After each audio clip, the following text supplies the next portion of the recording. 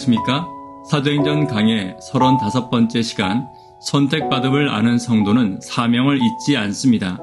선택받음을 아는 성도는 사명을 잊지 않습니다. 라는 제목으로 하나님 말씀 증거하도록 하겠습니다. 본문의 말씀 사도행전 13장 1절로 12절에 있는 말씀 2절부터 함께 읽습니다. 주를 섬겨 금식할 때 성령이 이르시되 내가 불러 시키는 일을 위하여 바나바와 사울을 따로 세우라 하시니 이에 금식하며 기도하고 두 사람에게 안수하여 보내니라. 두 사람이 성령의 보내심을 받아 실루기아에 내려가 거기서 배 타고 구브로에 가서 함께 찬미하도록 하겠습니다. 주 안에 있는 나에게 단 근심이 있으랴 십자가 밑에 나가 내 짐을 풀었네 주님을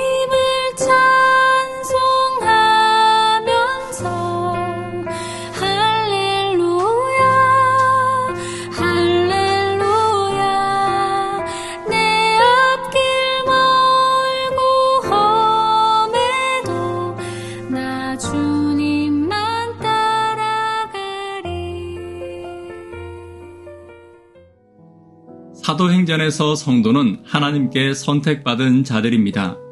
선택받음에 감사하는 성도는 어떤 모습으로 살아야 합니까?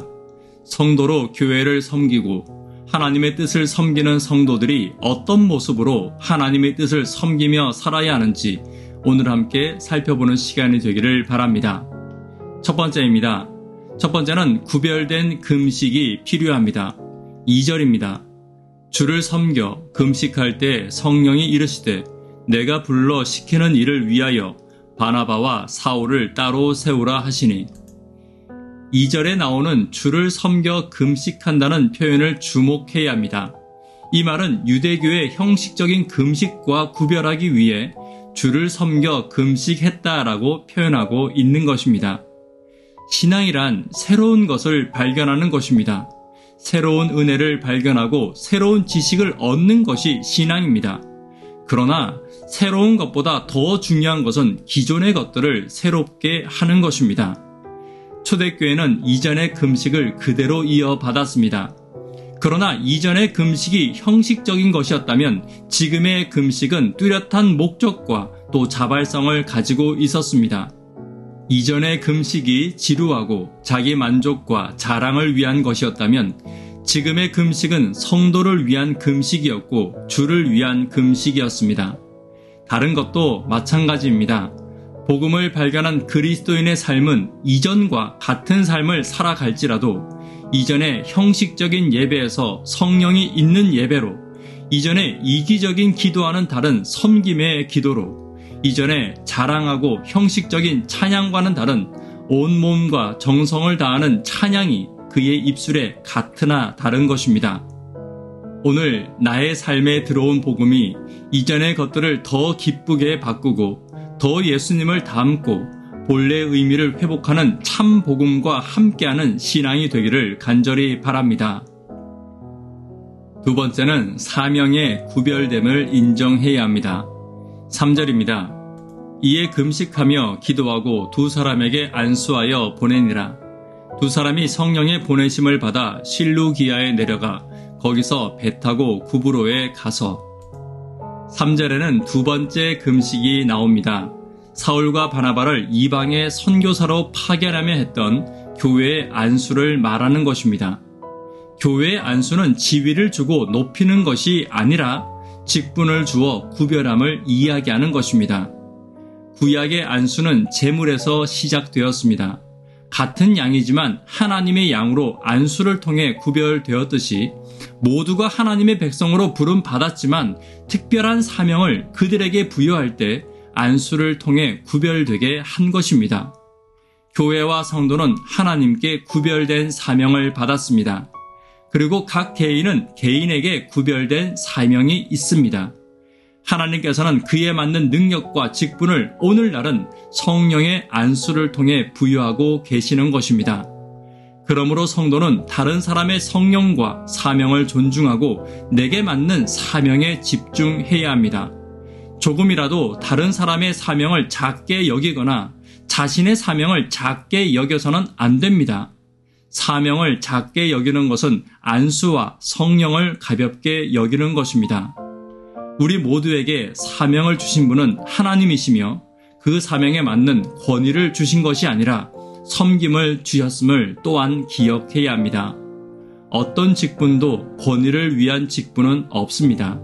존경받기 위한 직분은 없는 것입니다.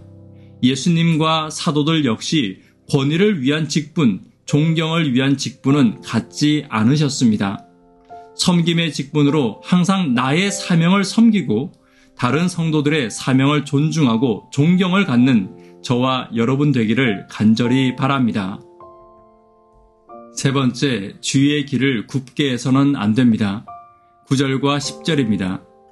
바울이라고 하는 사울이 성령이 충만하여 그를 주목하고 이르되 모든 거짓과 악행이 가득한 자요 마귀의 자식이요 모든 의의 원수여 주의 바른 길을 굽게 하기를 그치지 아니하겠느냐. 본문에는 바나바와 바울이 실라미에 이르러 복음을 전할 때 유대인 거짓 선지자가 나타나 그들을 방해하는 것을 이야기하고 있습니다. 총독 앞에서도 복음을 전할 기회를 얻었지만 엘루마라 하는 유대인 마술사에게 방해를 받자 그의 눈을 멀게 하는 기적을 보여주고 있는 것입니다. 이 엘루마는 유대인으로 여러 가지 유대 전통과 성경에 대해서 어렸을 때부터 많이 아는 자였습니다.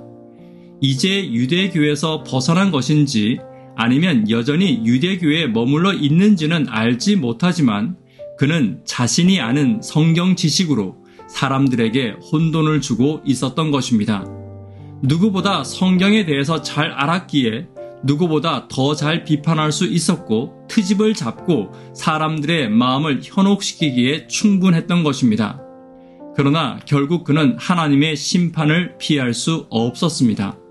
우리도 마찬가지입니다. 지식이 쌓이면 비판이 될 수 있습니다. 그러나 하나님이 주신 지식과 경험과 직분은 결코 비판을 위한 것이 아님을 기억해야 합니다. 나에게 주신 지식 안에서 성령의 빛대로 섬김을 다하는 저와 여러분 되기를 간절히 바랍니다.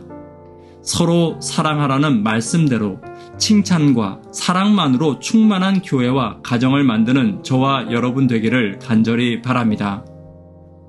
말씀에 결론 맺도록 하겠습니다. 사명을 받은 성도는 어떻게 살아가야 합니까?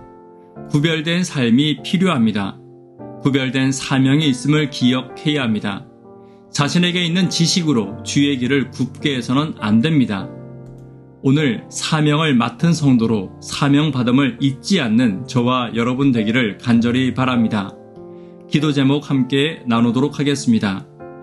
구도자들을 위해 하루 10분 하나님과 동역하기를 위하여 기도해 주십시오. 청년, 학생, 어린이들을 위하여 성령 충만한 교회를 위하여 기도 부탁드립니다. 사명을 맡음을 아는 자들은 이전과 다른 구별됨이 있어야 합니다. 다른 사람의 사명을 존귀히 여길 줄 알아야 합니다. 내가 가진 빛으로 다른 것들을 비판하는 데 사용하지 않는 내가 되기를 간절히 바랍니다. 이 시간 개인적으로 기도하도록 하겠습니다. 감사합니다.